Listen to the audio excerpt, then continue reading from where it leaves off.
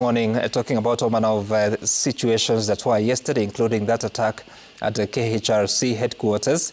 And of course, many Kenyans reporting challenges on the roads, especially those that are in Nairobi, those coming from Thika sides or that side, saying that from Roysambu they are facing challenges. Some are being stopped from reporting. Those coming from the side of Mombasa Road, there's disruption at GM.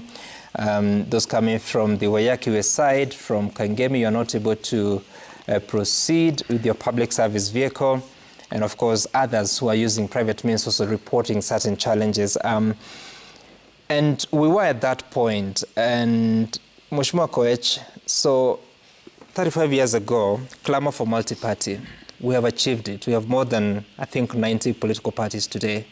But if you look at our governance, what we have today is broad-based government, which is many parties together, but still sort of dividing the country into just two. Those that agree with the broad-based and those that do not agree with broad-based. Is that progress in your view?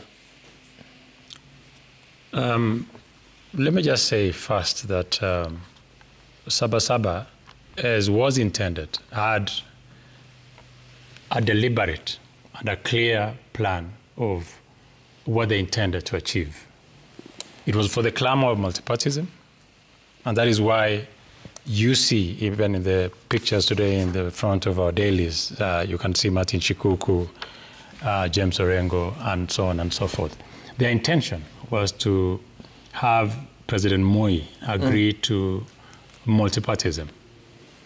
And that is why Kamkunji, like Prime Minister Raila Odinga did say yesterday, is historic, because this is where all these events will take place. The meetings will happen there, and the intention was known, and the plan was known, and they knew how to execute it. And they succeeded. They succeeded in forcing Moi to repeal the Section 2A of the Constitution at that time to allow multipartyism in this country. They further, now after that, continuously used it to agitation of different human rights and even change of the Constitution, as it were. Fast forward, we have changed, promulgated the Constitution. We have a multi-party democracy that is now in the Constitution.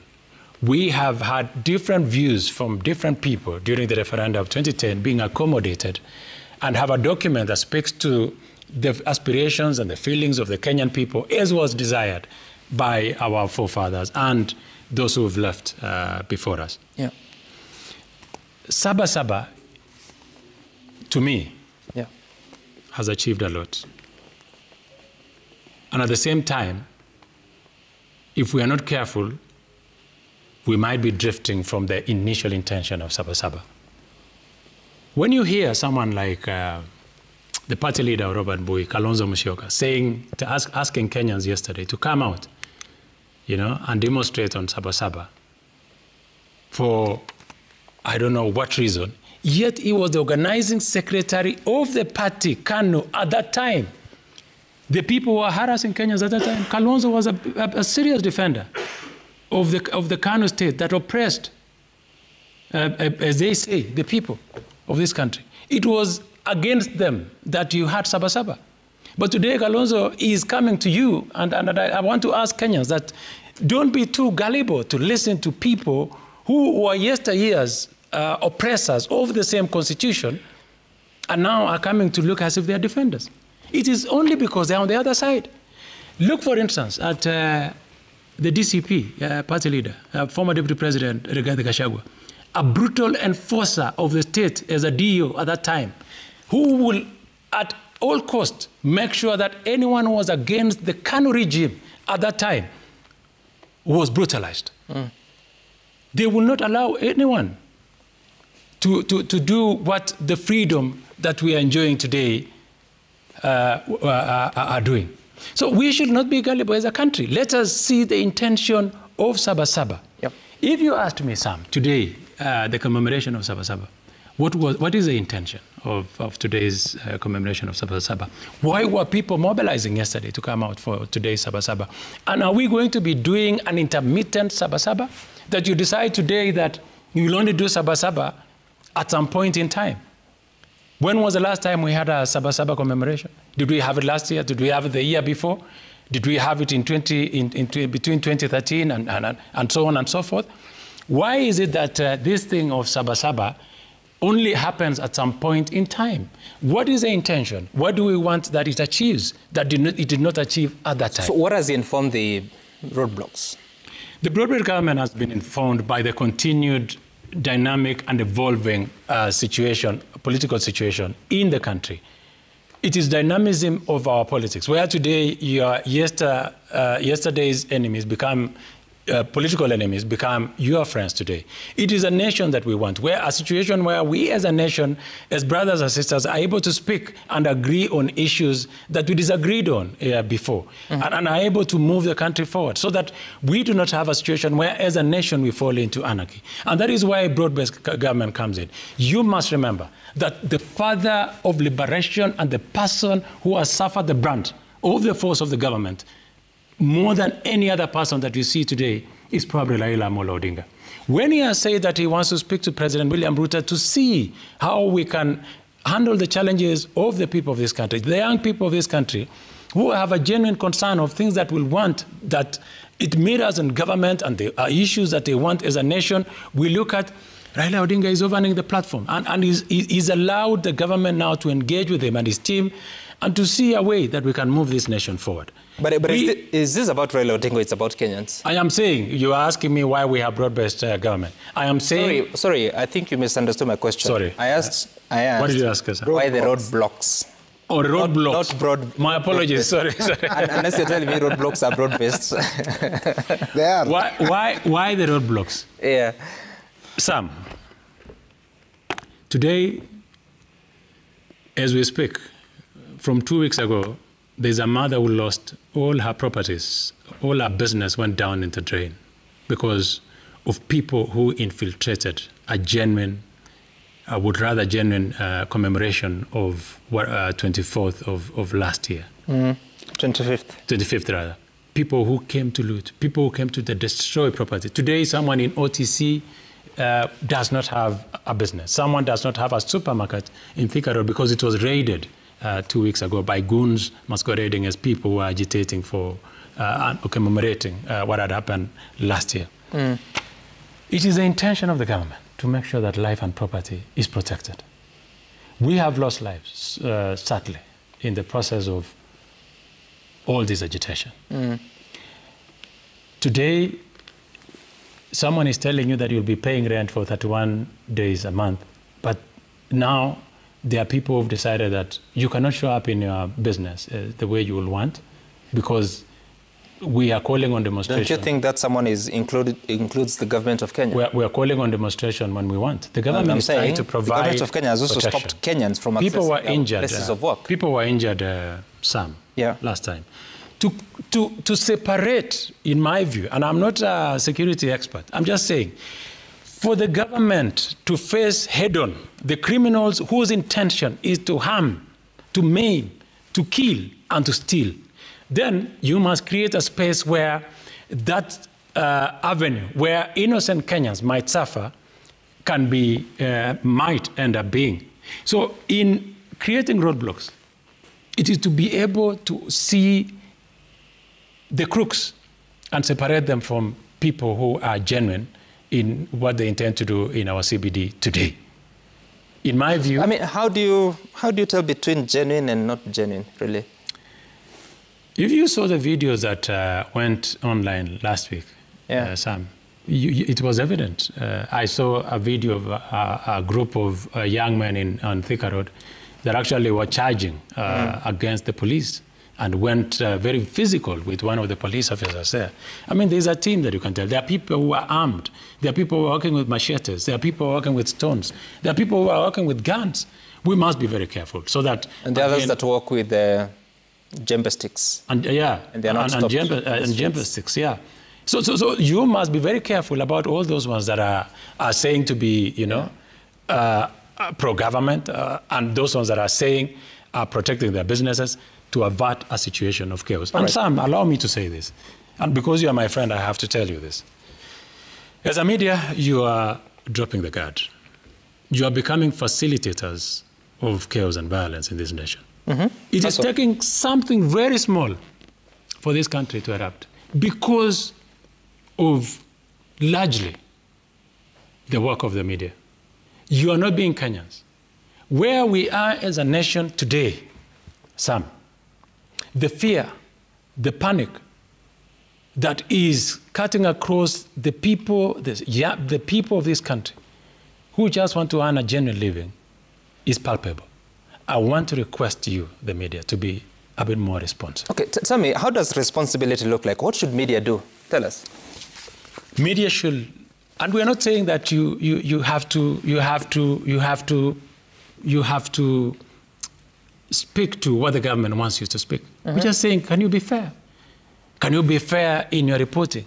Can you be fair in, Sam? Yep. I do not want to market a newspaper here. But when you see a headline that says, don't kill our sons, what are you telling us?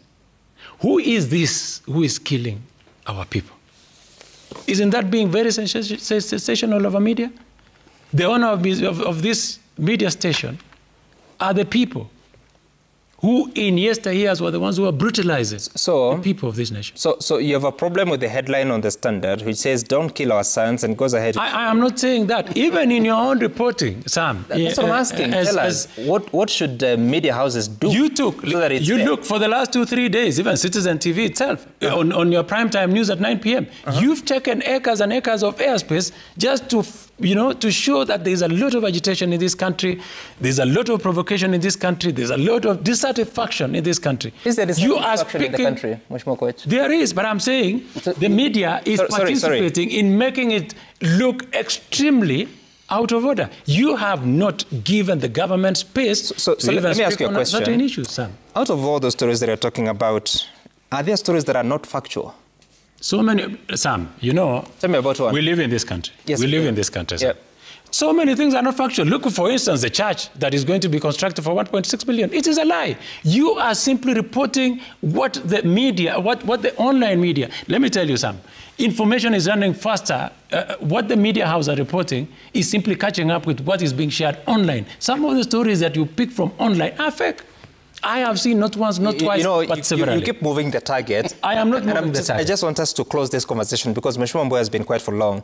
You're saying that there are stories that have been featured that are not factual.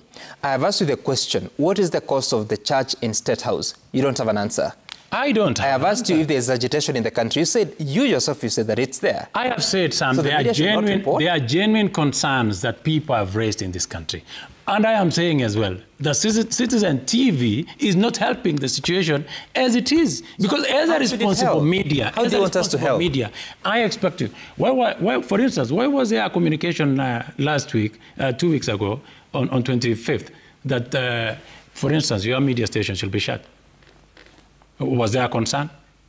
Did it concern you as Citizen TV that probably even in our airing we might be making mistakes? We might be inciting the public. Because the media, the role of the media is to pass information and not to incite the public against the state. Pass information, not incite.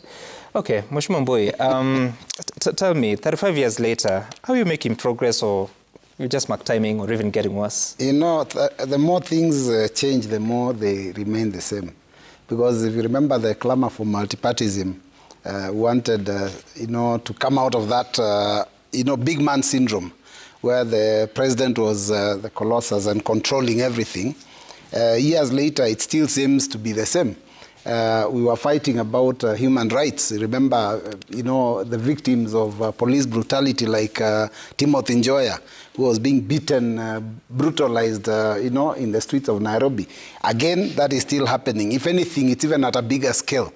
So basically, I think we have a major problem. Honorable Koech has just mentioned my party leader, that he was organizing secretary of KANU. At that time, it was the only party in the country.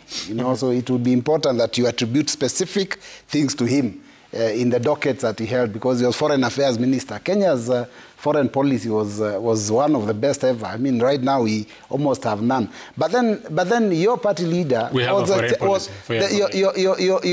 party leader was Secretary General, I think, of Young Youth for Kanu '92. He was not Secretary General. Oh, but he was one of the big fish. He was not even a big fish. He was a big fish. I mean, you know, the chairman of YK '92, who is Cyrus Jirongo, told us about him. So he can't run away. So everybody was in Kanu then, you know, even including Raila Amolo Odinga was, you know, at one time also in Kanu. So basically at that time, Kanu, they say, was Baba and Mama. So if you attribute anybody who was in Kanu as being negative, I think all of us basically end up being a problem. So let's talk about what's going on in the country. There is serious dissatisfaction, and that's what I think Honorable Koech didn't want to address. The youth of this country and the citizens of the country are unhappy. We feel that the country is going in the wrong direction. One, because of the fake promises given during campaigns. And right now, because even the lies continue. You know, why I think Saba this year has become expounded again is because if you remember last year, we had issues in June. And then the president himself gave some very serious promises about the problems that were being raised by the youth. He said, well, we'll deal with the issue of opulence. He said, for example, so that people don't show that they have so much money when others are even unemployed, we will stop any public harambes. Harambes are being done in every constituency now for empowerment, you know, like never before.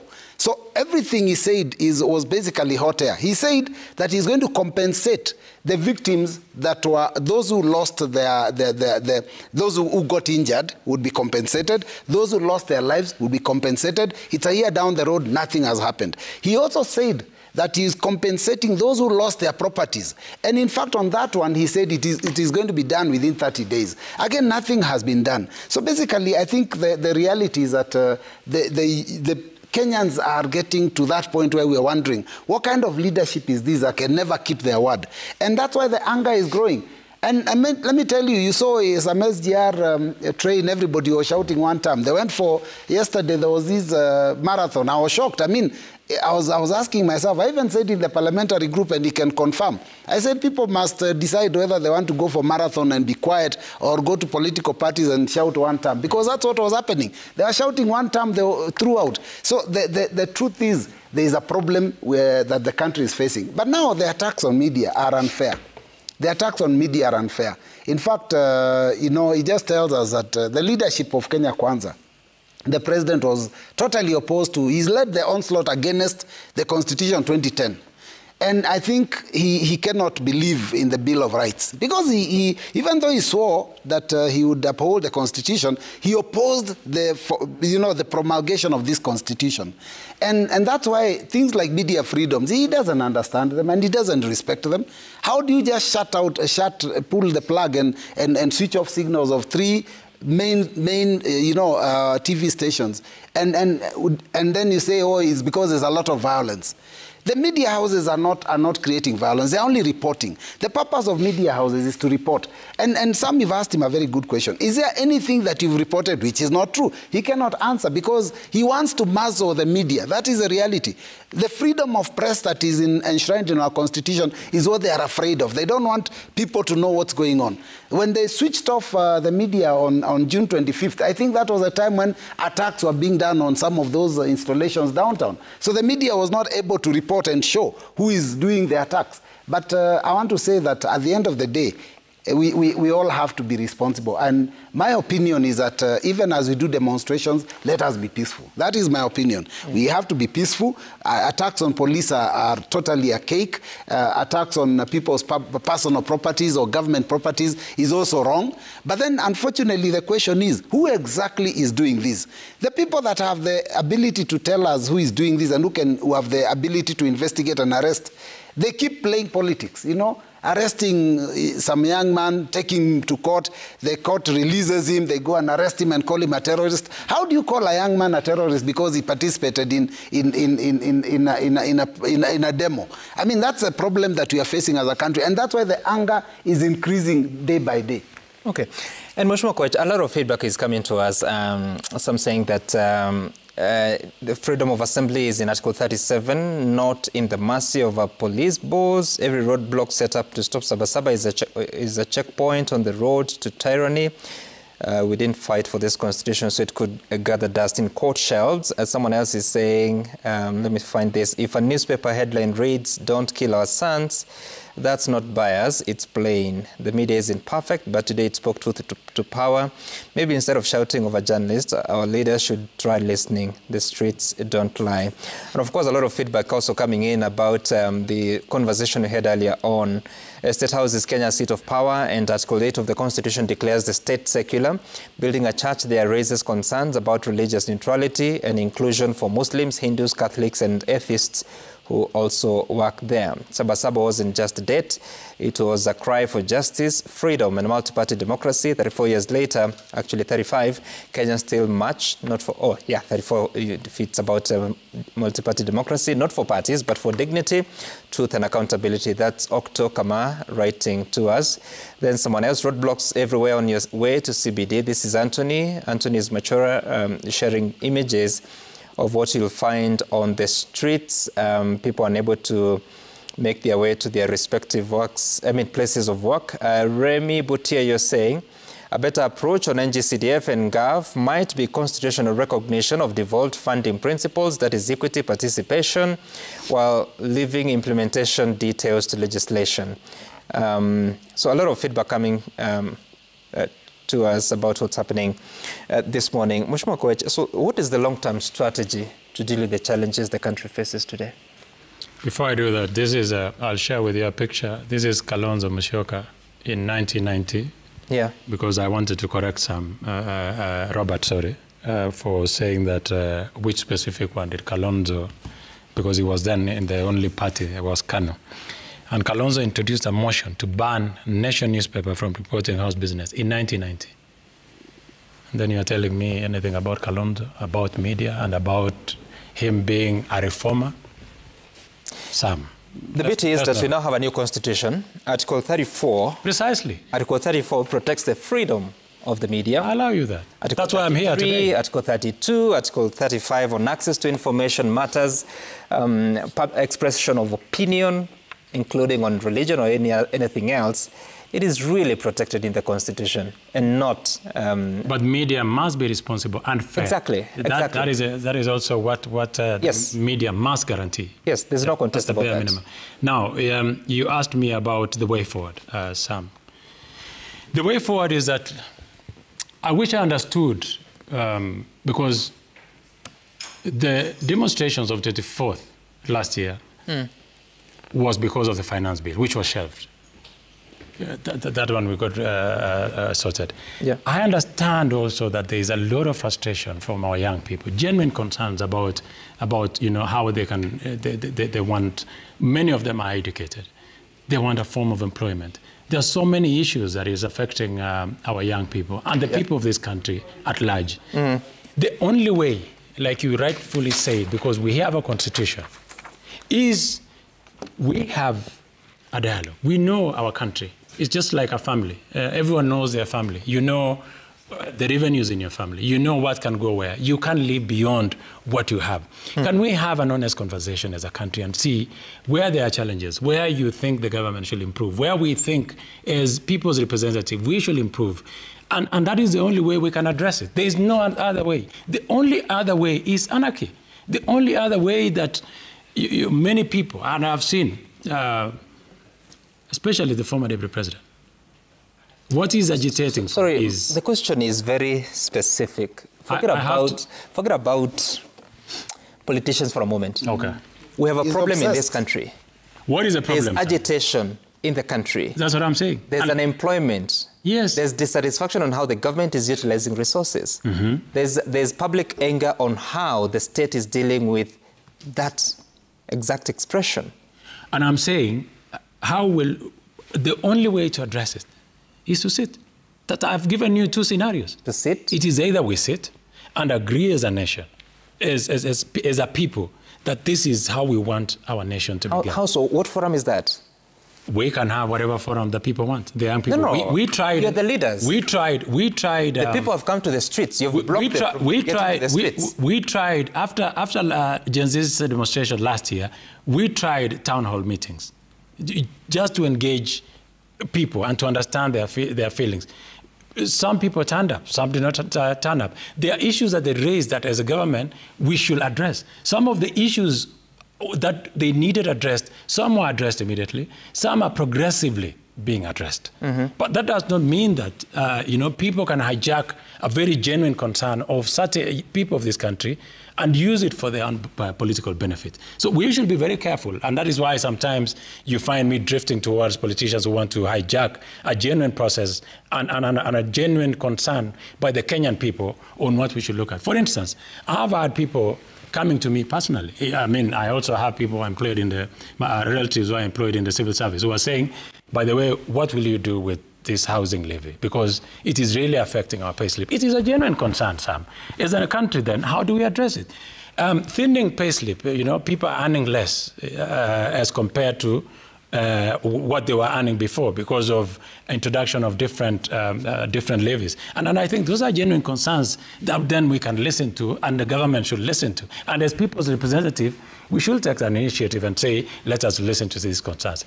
But some of those are now being hijacked by politicians for their own political reasons. And that is where I'm saying we must divide the line. Because now it is very difficult. It's been blurred by genuine concerns have been blurred by people who want to agitate for their own selfish interest. And I think, Sam, even that is where, as a country, we need to decide. For instance, if you asked me today, what are the demonstrations for? I don't know. You sit in the committee that oversees intelligence. Tell me. People are not coming to work. People are just being scared. Some children will not go to school. A family today will sleep without food. Some of your people, so your crews, your supporting staff here in Citizen, I found a team in the morning getting here because he couldn't get to the station early enough on time to be in this show. I mean, those are the challenges that people have to go through, honestly, just because we have decided to be a nation that whimsically say that we'll have a Maandamano tomorrow or we'll have next week on Tuesday. We will lose focus. And even I want to speak Mheshimiwa Koech, please, don't gaslight Kenyans. I am not. The team you reference was unable to get to the office early because there was a roadblock on the road. That's what I'm saying. But can we have genuine concerns? Because otherwise, planted by the police. If the government does not protect you, Sam, including you, the media, then we'll have a problem again. Okay. We will also accuse the police. And I hope, is that my last shot? Yeah. Have you finished with me? I'll come back to you. Okay. Solution out of this. Yeah, well, we need solutions. One of them is to stop being obsessed. Like my colleague here with my party leader and Rigathi Gachagua.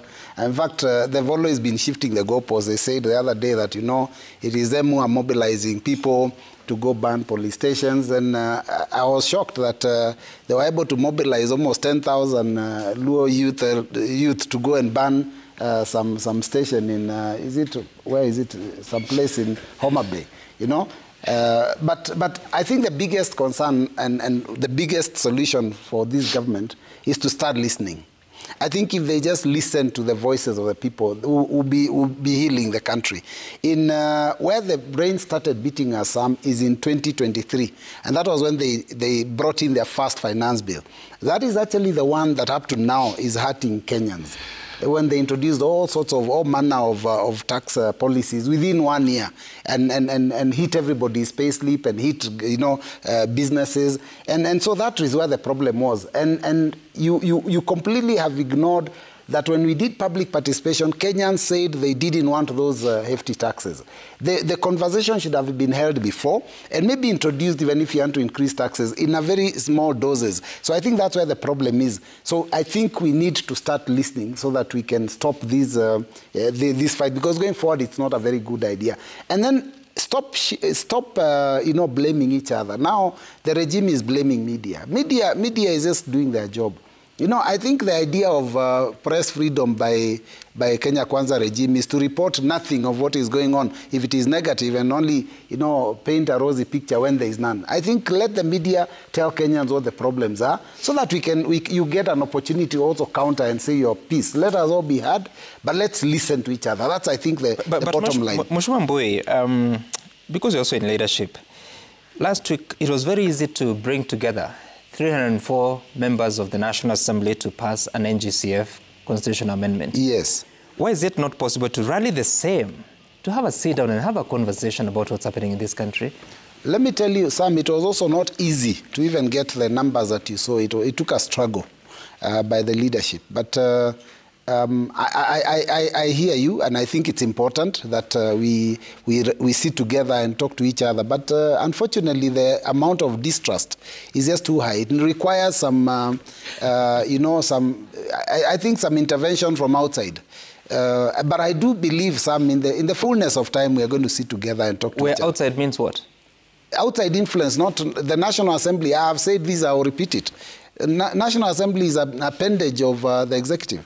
And so therefore, National Assembly leadership cannot call members to discuss a problem if they don't get the instructions from the executive. That is where the problem is. That's what I'm saying. Unless you're telling me that to pass NGCF is also mobilization by the executive. We mobilized that, and it took also a struggle. If you remember, it was supposed to have been, the vote would have been taken a week before that. So you mobilized as yes, the members of the National Assembly? Yes, members mobilized each other. And you got 304, yet you needed... But right now, the executive controls almost 300 of the members of the National Assembly. The executive is not opposed to the NGCDF. But we'll start the conversation. I can start it with Nelson Koech here and see whether we can get somewhere. We can start that conversation of bringing our people together, because in the long run, Sam, even daily demos are not good for the country. Yeah. I mean, it will affect everyone in the long run. Even those that are trying to get employment may not be able to get jobs if the economy crashes even further.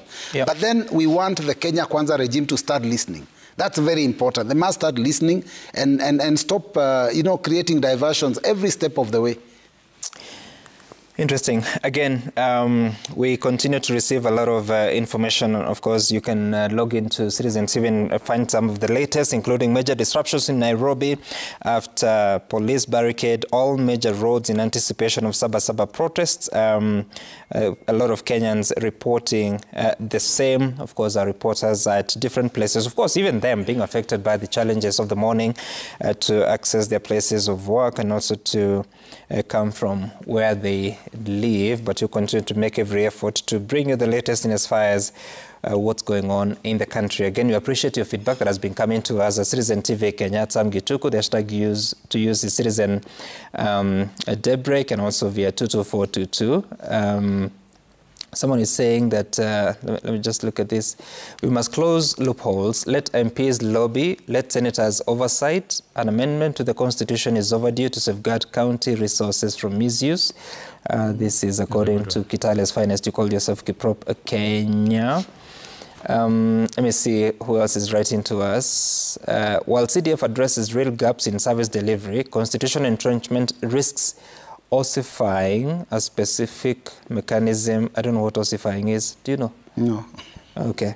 A specific mechanism that might become outdated or prone to misuse. Then someone is commenting about the early conversation about the Church of State House. He can just drive less than a kilometer to the Anglican Church, surely. Maybe what we need is a prayer room at State House. CDF's goals, this is again Remy Butia. CDF goals are laudable, but constitutional entrenchment prioritizes short-term accessibility over long-term institutional integrity. Sustainability development requires adaptable systems, not rigid frameworks, to combat corruption and ensure coherence. And let me see what else. This is... Someone is accusing Mheshimiwa Koech that he was re-elected because he mastered the art of tokenism and his influence on CDF. Without the two, he would be sitting pretty at his Jamamul home. That's an unfair comment. I would love to sit there pretty. I have no problem. Yeah, Bobo is saying that MPs are hanging on CDF because without it, they will become irrelevant to voters, and more so, that's where they embezzle or make corrupt deals to get money for their campaigns. Mheshimiwa Mbui, you actually agree with that? No, I'm saying that it is true that prudent use of CDF helps members of parliament look positive. But then the part of embezzlement of CDF funds, I don't know whether Kenyans know this is the only fund where by the time the money comes from the board, it is going to a specific project and the amount is allocated and a specific amount. If it is a classroom being built, the amount is written. If it is 2 classes, it will be written 2 classes. So it's one of those funds that are so strictly looked at that it's not like county funds that the governor can decide they can spend 2 million to build a class. CDF, the amounts that are actually allocated are specified. Okay. And so it's actually, every time I hear someone says there is embezzlement, I always wonder how does it happen? Because then the member of parliament must be completely docile. Because if you know a certain school is going to get 2 classes built, then when you visit, you should ensure that you see 2 classes. Yeah. Yeah. So I think it's one of those. We've seen various reports of the what is the name? Office of the Auditor General, indicating that some constituencies, including bursaries, so you don't necessarily see the list of beneficiaries. It's a bit of embezzlement right there. Maybe I can help with that, the issue of bursary, and the reason why it's always been actually an audit query is because we give upwards of about 10,000 recipients every year. Most constituencies will give even much more than that. Now, these monies, once their amounts are allocated, the checks are written to the individual institutions, and they are in their hundreds. Now, the assumption and where the problem comes in is because there is an assumption that as long as the money has been released, a receipt must go back to the CDF office. Now, how do you issue hundreds of checks to students going to schools all over the country, university students going to different campuses all over the country, and then have control of that receipt? Because the only thing that CDF has is a check. So once they issue the check and somebody signs, they expect a receipt to be brought back. It's a very, very difficult process. In fact, it would probably consume about 30% of that kitty, the total bursary kitty, to be able to actually get all the receipts back. It's a very complex situation, and that story that has been raised, but the Auditor General has constantly said, we just want to see receipts as evidence. But we always say, look at the lists and the regions where these people come from, and the checks, because copies of the checks are available to confirm that these monies were sent out. And then at the university, Saba, I'll tell you, even University of Nairobi, for example, there will be maybe hundreds of students from my constituency. You cannot give one check for all of them, because then how do you bring them together at the campus for them to confirm they've been paid for? So you end up issuing individual checks. How do you get those students that you've given a check to bring back a receipt? So some of these audit queries are fairly okay, but they're difficult to sort out. Okay. Yet it's Parliament that is supposed to resolve those reports. Yes, and that's why Parliament understands when they get the reports. They are able to understand and clear some of these audit queries, because it's difficult. Sometimes we have a lot of theoretical application to some of these things, but when you look at the practicalities, when you realize the difficulty, if you are writing 2, 3, 4 checks, it's okay. But if you are writing hundreds and hundreds of checks, and then you have only one employee of the board, the fund account manager, how do you get to visit every institution and get every receipt? Some students are in Mombasa, some are in Garissa University, some are in Nairobi, and your constituency is in North Horr. How do you do that? Okay, interesting perspective on that. Now, there's one more issue, as we wait for a few of our reporters to speak to us, one more issue that we are witnessing in our political space, Mheshimiwa Koech. And over the weekend, I think there were some politicians that were roughed up, their cars destroyed. Was it in Chwele? I think it's the team that Mheshimiwa Mbui is talking about. And then there's this campaign of 1 term versus 2 term. How do we manage that? Because it appears that politicians are also planning against each other. It's a very dangerous thing, Sam. The incident in Chwele is regrettable, and it should not have happened. We must tolerate each other. We flourish with the 2010 Constitution because we are able to go to every part of this country, speak to the people, solicit for votes, and engage peacefully without the fear of being attacked purely because people do not subscribe to your beliefs. So I think that attack on Chile was wrong, and it should not have happened, and it should not happen. We should have the freedom of every Kenyan to express themselves wherever they are. Unfortunately, however, some politicians have taken the opportunity of just reminding us of where we belong. Former Deputy President has continuously referred and made statements that attribute him to, and his people, to a section of, and part of this country. You know, when you start speaking and saying, my people, you know, watu wa milima, you isolate the rest of the people. And at that point is when people start feeling, oh yeah, kumbe sisi si watu wa milima, and make statements that are inflammatory in nature. There's a statement that was made last week about Kiambaa Church by the former Deputy President. That was a terrible statement. It found itself in the space of the media. Like I was saying, the media must be objective and fair in their reporting.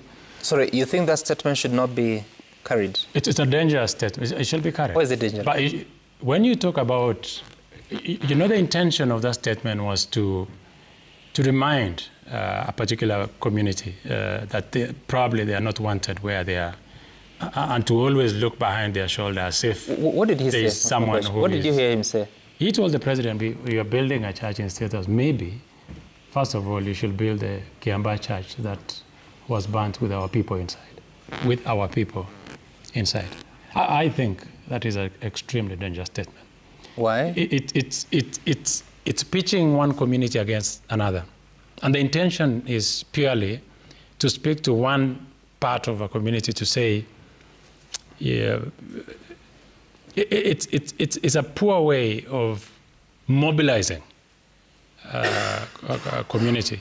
And it's pitching a community against. I even saw another one again this weekend, and from my community saying, oh, some of the community that are staying with us should not even be here. If you start having... Who said that? One member of the public from my community. If you start hearing statements of people saying, your community should not be here, my community should be here, it is dangerous. Okay. It is something that we need to be very careful. I'll get to you shortly. Let's hear from Jimmy Mbogo, who is on the streets of the city, specifically Kenyatta Avenue. Jimmy, good morning.